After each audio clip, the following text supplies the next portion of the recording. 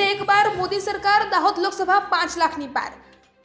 જાલોદમાં royal palace ખાતે ગુજરાતના 2 મંત્રીઓ દ્વારા સંકલ્પ મીટિંગ યોજાઈ। આજ રોજ તારીખ 19/3/2024ના રોજ મંગળવારે કેબિનેટ આદિજાતિ વિકાસ અને શૈક્ષણિક મંત્રી શ્રી પ્રોફેસર ડોક્ટર કુબેરભાઈ ડિંડોર, દાહોદના સાંસદ અને લોકસભાના હાલના ઉમેદવાર જશવંતસિંહ ભાભોર, પંચાયત મંત્રી શ્રી બચુભાઈ ખાબડની ઉપસ્થિતિમાં royal palace Banswara road Jhalod ખાતે લોકસભા 2024ની ચૂંટણી અંતર્ગત 19 દાહોદ લોકસભામાં સમાવિષ્ટ 130 ઝાલોદ વિધાનસભાની ઝાલોદ ગ્રામ્ય અને શહેર મંડળની સંપૂર્ણ બેઠક યોજાઈ, જેમાં ઉપસ્થિત રહી મંત્રીશ્રીઓએ ચૂંટણીલક્ષી માર્ગદર્શન પૂરું પાડ્યું હતું।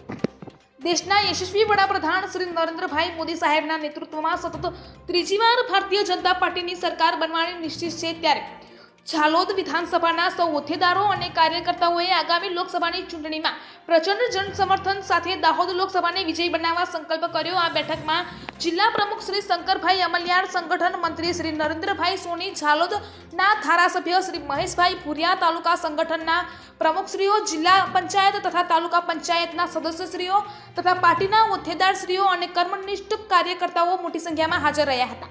અહેવાલ SM ભંગોરા, લીમખેડા, દાહોદ।